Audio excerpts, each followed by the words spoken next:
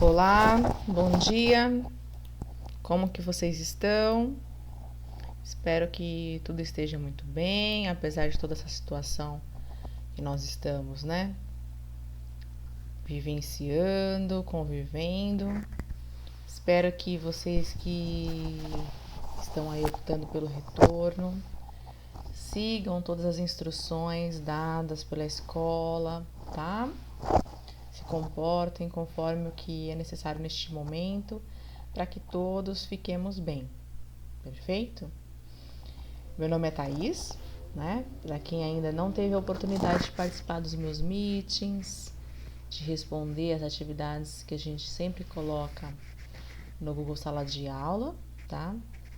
Tem aqui esse novo material para a gente conversar um pouco sobre cartografia, que é o tema selecionado aí mais atual pela Secretaria de Educação. Eu fiz a opção de dar um pouco mais de detalhamento ao que foi colocado lá para vocês, tá? Então vamos conversar e refletir juntos sobre esse tema tão importante para a nossa realidade humana, tá? Que é a cartografia. Não precisa se desesperar, correr para ficar aí cheio de pergunta e pensando muito sobre essas perguntas. Tem essas 4 questões norteadoras, né? Que vão fazer bastante significado, vão trazer, melhor dizendo, bastante clareza para vocês, né? A cartografia é importante? O que é, né, na verdade, então, essa cartografia? Que ciência é essa? A cartografia, ela tem alguma ligação com a geografia? É um bom caminho para se pensar também sobre isso, né? Para que ela serve? Para que eu tenho que ter contato com a cartografia na minha vida? Será que eu já tenho contato e não faço ainda essa compreensão de que eu estou usando de cartografia? Qual é a prática, né? Qual é a prática? O que nos torna assim a vida mais tranquila, mais fácil? O que nós ganhamos ao saber ler um mapa, ter acesso à cartografia? Então, primeiramente, eu trago para vocês que a cartografia ela pode ser sintetizada, né, o significado dela através desses 2 itens aqui. É uma técnica de confeccionar mapas, ou seja, de elaborar, de criar mapas, tá? Plantas, croquis, como foi observado lá no materialzinho para vocês.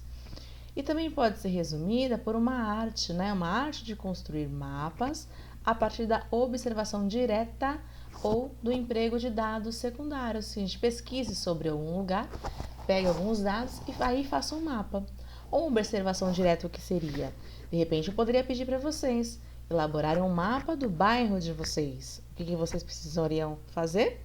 Prestar atenção nos pontos de referência, na forma das ruas, nos nomes das ruas, para vocês poderem construir um mapa mais fiel possível da realidade. Então, isso vocês fariam uma observação direta. O mapa, né, através da cartografia, a ciência cartográfica em si, ela representa muito poder mesmo. Porque se nós pararmos para observar, para refletir um pouquinho, a gente vai verificar que, por exemplo, numa guerra, que é uma situação muito triste, né, muito infeliz no mundo, para que um inimigo invada o território do outro, o que minimamente ele precisa conhecer? O lugar, o terreno. E como ele faz isso? Tendo acesso às informações cartográficas, onde passa um rio, onde tem uma ponte, né? Onde eu vou encontrar mais ou menos população, tudo isso daí vocês observam nas informações cartográficas de um lugar. Eu posso também usar a cartografia através de poder para quê? Para conhecer aqui, ó, nesse segundo item, as riquezas naturais de um lugar. Qual país do mundo, quais países ainda tem bastante porção de água? Quais países do mundo ainda tem uma área de floresta bastante preservada? Onde eu encontro mais ouro? Onde eu encontro mais ferro? Sabe? Então eu tenho assim informações que me permitem conhecer os lugares nas suas possibilidades naturais e consequentemente nos seus usos econômicos, né, que possam vir dali.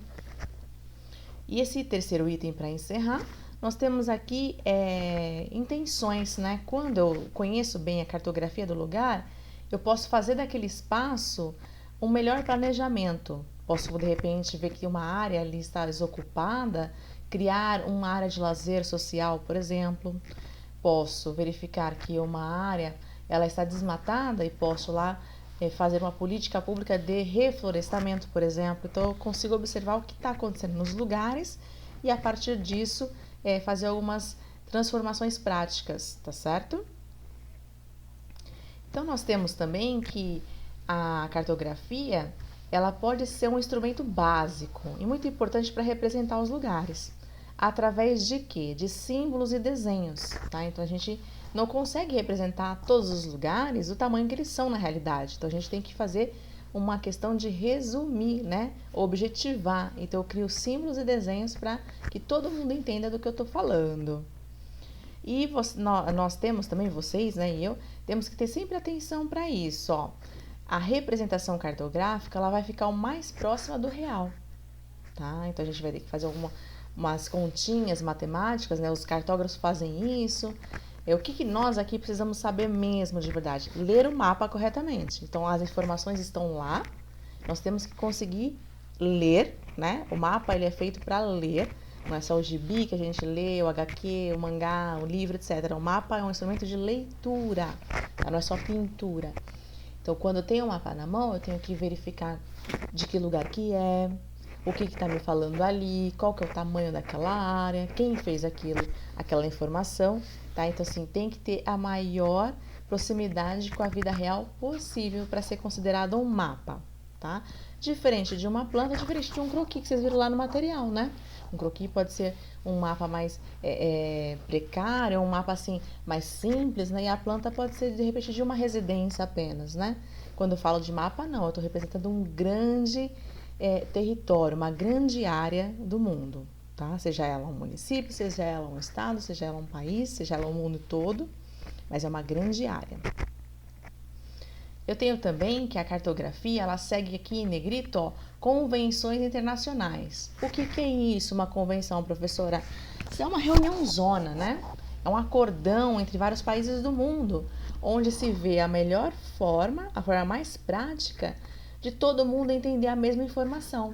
Então, se eu vejo o desenho de uma igrejinha lá na China, eu vou entender no meu mapinha que eu estou próximo lá de uma área mais religiosa. Se eu vejo uma igrejinha lá na Alemanha, a mesma coisa. Se eu vejo um desenho de uma cachoeira, né, uma cascata, lá na China, eu vou ver que provavelmente tem uma área ali de águas, de rios. Se eu vejo essa mesma informação aqui no Brasil, eu vou ter a mesma compreensão. Então, se criam convenções internacionais para que todos consigamos ler mapas, independente do lugar do mundo que nós estivermos, tá? E eu tenho aqui, por último, para vocês, nesse item, que ao longo da história, as representações cartográficas, elas vêm sendo utilizadas para diversos fins, né?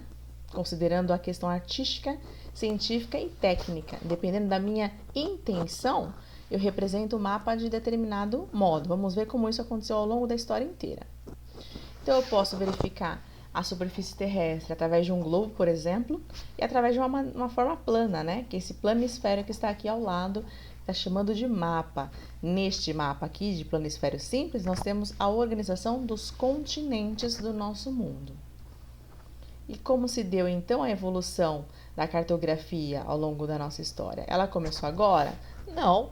Desde que a gente começou a se organizar em sociedade, né? Os humanos começaram ali a ter vida social, vamos dizer assim, né? Nós já começamos a organizar as informações. Então, nós temos desde a pré-história rabiscos, né, presentes nas cavernas, né, as chamadas pinturas rupestres, né? Aqui no nosso estado do Piauí tem bastante dessa representação rupestre no Nordeste brasileiro.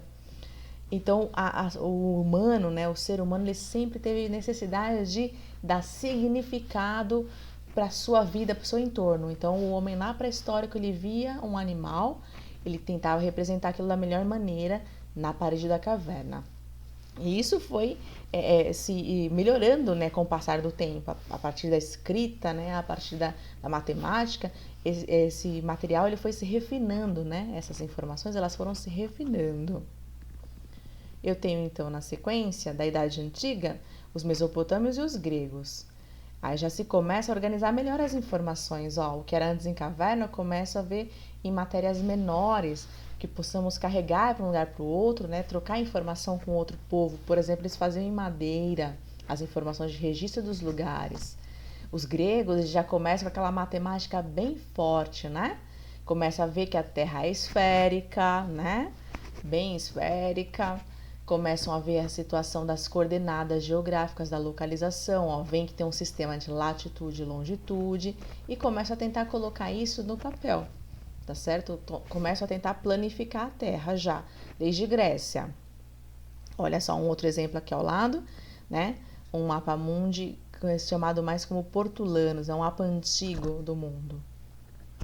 Eu tenho na Idade Média que deu um retrocesso, né? O pessoal deu uma atrasadinha na informação, porque começou a falar que a Terra era plana, esse tipo de coisa, anular um pouco a esfericidade já dos gregos da matemática, né?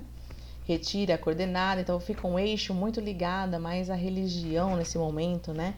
É um momento da história muito obscuro, onde a religião tinha a intenção de dominar toda a ciência, né?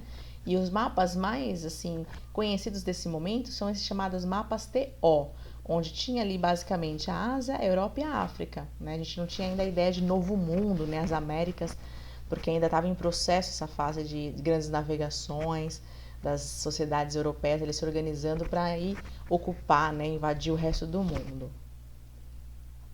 E eu tenho a coisa mais moderna, né? Que nós já sabemos agora, desde sempre, vocês então super jovens, a questão do GPS, né?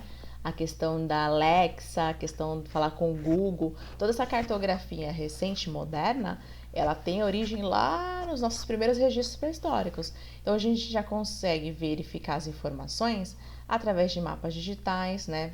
Relacionados à questão de localização por GPS. A aerofotogrametria, que são fotografias tiradas pelo avião. Esse sensoriamento remoto é a imagem de satélite, né? Então, nós já sabemos que essas informações hoje chegam para nós bem longe aqui da superfície terrestre, né? Chega bem em órbita lá através de satélites, tanto mapas, como a previsão do tempo, como a cobertura vegetal. Hoje já é muito avançado esse sistema de cobertura da superfície, tudo bem? Nós temos aqui para verificar a imagem do sensoriamento remoto como é, que nós vimos do espaço. Nós temos aqui a evolução dos mapas, tá? É uma das formas mais antigas de forma gráfica de comunicação. E esses pontos, né, que também são chamados de signos, né? Os elementos ali, os símbolos necessários que vão ter no mapa. Eles podem ser pontinhos, podem ser linhas, podem ser assim texturas diferentes, podem ser cores ou podem ser textos. O que significa isso, professora? Como eu vou diferenciar a minha informação de uma coisa e de outra? Qual é a intenção do que eu estou lendo ali, tá? E, basicamente, eu preciso, para ter um mapa, 5 elementos importantíssimos, sem os quais eu não posso nem basicamente chamar de mapa, tá? Para eu ter um mapa, eu tenho que ter um título, tá? Ou seja, vai me mostrar o que o mapa está se referindo, tá? Ao que o mapa se refere. Eu tenho que ter uma orientação espacial, né? Aquela famosa rosa dos ventos que nós já vimos lá. O que está ao norte? Essa cidade está ao sul? O que eu estou procurando nesse mapa? Que direcionamento ele está me dando? Então, a orientação serve para identificar a posição correta do mapa, né? Daquele lugar representado ali naquele papel. A legenda, que é aquela caixinha de informações, que vai ser a parte explicativa, vai ser basicamente o texto que nós temos que ler para poder compreender o que está ali observado no mapa, tá? Então, muita atenção à legenda. A escala, que é o tamanho da área que está sendo representada, ela vai representar quantas vezes o espaço real foi ali diminuído, né? Foi reduzido para que coubesse ali naquele papel. E por último, vou ter a fonte, que indica quem fez o mapa, né? Quem organizou, quem tem a responsabilidade das informações do mapa. Antes de nós partirmos para os tipos de mapa, para finalizar a nossa aula de hoje, vou pedir que vocês tenham atenção a 2 videozinhos, tá? Um vai complementar, na verdade, as informações sobre a questão de tipos de mapa e representação, e o outro vai propriamente falar para vocês como ler um mapa de maneira eficiente, tá? Como ler um mapa com bastante atenção. Por favor, tenham atenção. Vou soltar o vídeo aqui para vocês.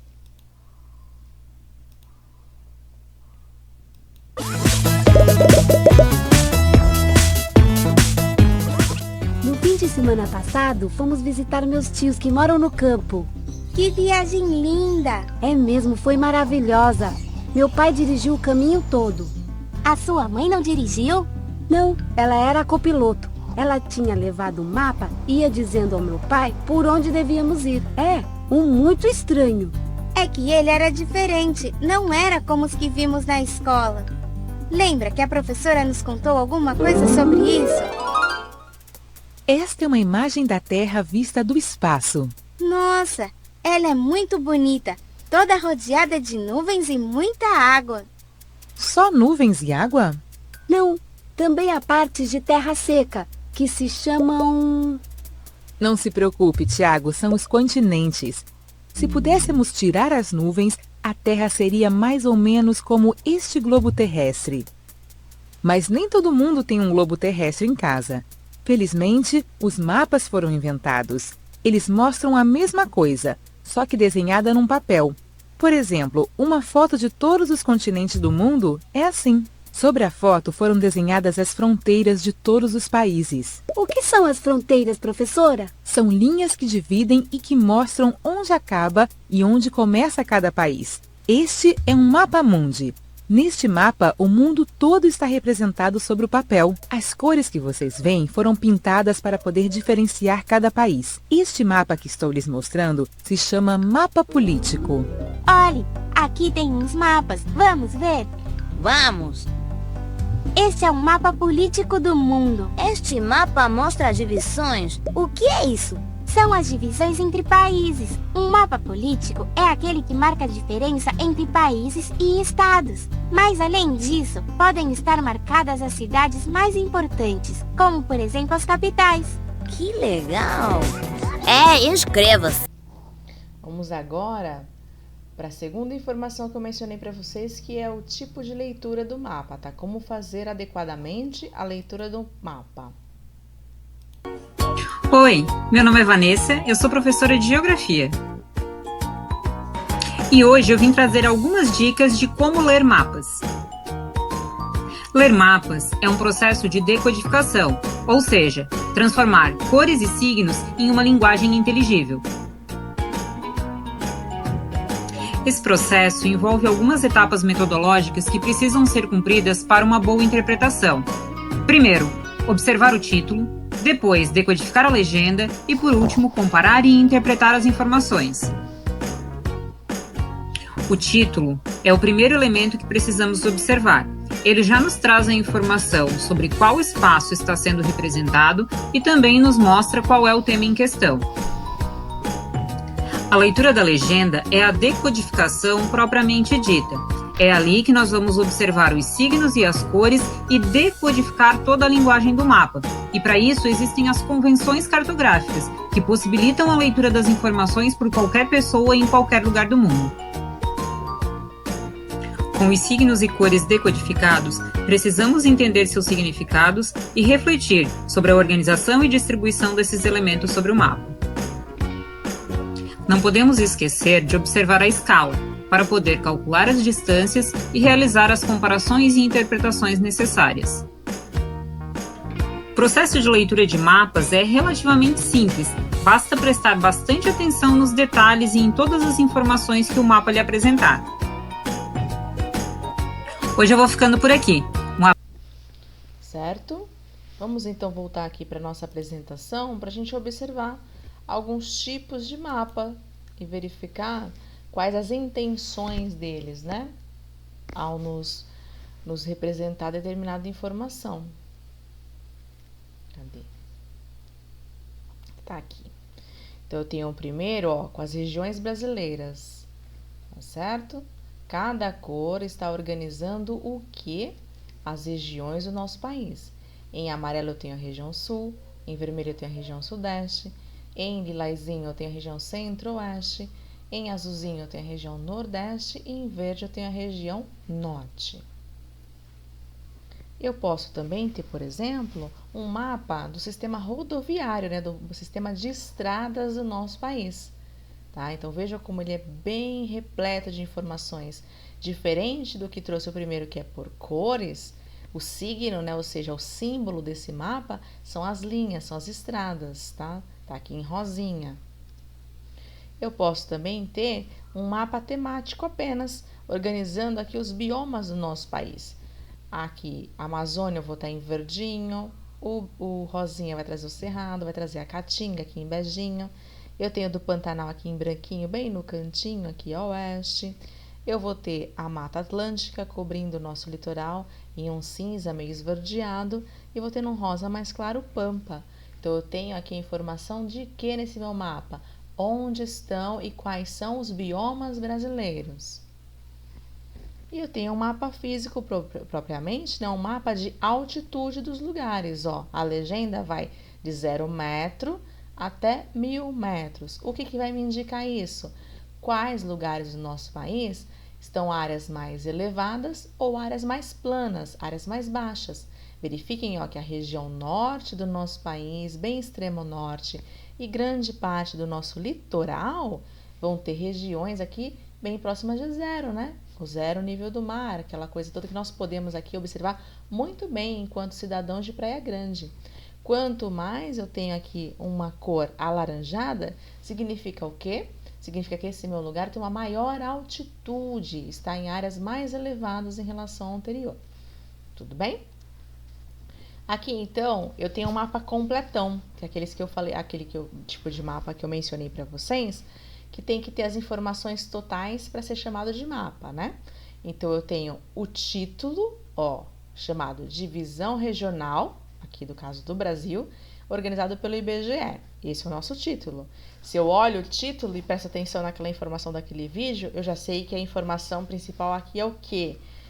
Quais são as regiões do Brasil? Aí, para completar essa minha informação principal que está no título, eu venho na minha legenda para verificar como essa informação principal está organizada, está detalhada. E aí eu observo que ela está detalhada por cores, me indicando qual região está onde no país, através das cores que foram utilizadas aqui na legenda. Uma outra observação que eu fiz para vocês é a orientação espacial. Vejam aqui que nós temos a presença, né, o símbolo da Rosa dos Ventos, indicando o que está ao norte, o que está a leste, o que está ao oeste, o que está ao sul neste mapa representado. Temos aqui também a escala, tá? No caso aqui, ó, significa que vai de 0 até 700 quilômetros aqui do papel, o que significa na vida real. Essa escala aqui, ó, ela é chamada escala gráfica. Se vocês tiverem a oportunidade de ter algum mapinha aí na casa de vocês, vocês vão observar que a cada 0 aqui, até a próxima unidade, nós vamos ter marcado na nossa reguinha verdadeira, aqui nossa reguinha da escola, 1 centímetro. Vai significar o quê, minha gente? Que quando eu fizer a marcação de 0 a 1 centímetro da minha reguinha, no meu mapa do papel, na vida real, eu vou ter andado o equivalente a 350 quilômetros. Se eu marco aqui como está essa escala completa, de 0 a 2 centímetros, que vocês vão observar que é uma reguinha aí de tamanho de vocês, neste mapinha, né, neste exemplo, significaria que eu teria percorrido uma distância real de 700 quilômetros. Ah, mas professor, a escala vai ser sempre 700 quilômetros? Claro que não. A escala ela vai variar de acordo com o tamanho da representação da nossa área. Então, vocês vão encontrar escalas por aí de 5.000 quilômetros, de milhões de quilômetros, como é o caso mesmo do planisfério, que representa o mundo, tá? O que vai significar isso, galera? Quantas vezes foi necessário reduzir o tamanho da informação real para que eu conseguisse representar ela dentro de um papel, beleza? E a última informação extremamente necessária para um mapa ser chamado de mapa é a fonte. No caso aqui, quem organizou foi o Instituto Brasileiro de Geografia e Estatística, lá no ano de 2001, o chamado IBGE. Tudo bem? Eu espero ter contribuído bastante na aula de hoje para vocês, tá? Me coloco à disposição, como sempre fiz, para que vocês tirem dúvidas. Então, portanto, me escrevam no e-mail, né, que vocês já sabem, do nosso Google Sala de Aula, thais@escolaorestes.com.br, ou escreva no próprio espaço lá dos comentários particulares que cada um de vocês que aceitou o convite da sala de aula tem, tá certo? Podem mandar as dúvidas sobre esse conteúdo de cartografia ou sobre outro qualquer conteúdo que já tenhamos trabalhado, tanto nas semanas passadas quanto nos nossos meets que nós fazemos quinzenalmente, tá? Uma outra observação que eu quero fazer para vocês é que mantenham, de novo, insistindo, todas as informações dadas pela escola para que vocês convivam muito bem presencialmente, tá? Não se arrisquem, não tentem, assim, provar nada de novo aí em relação à questão de circulação espacial. Por gentileza, sejam ali responsáveis, como eu sei que vocês são, para que todo mundo fique bem aí no presencial, tá bom? Bom dia para vocês, bom descanso e bons estudos.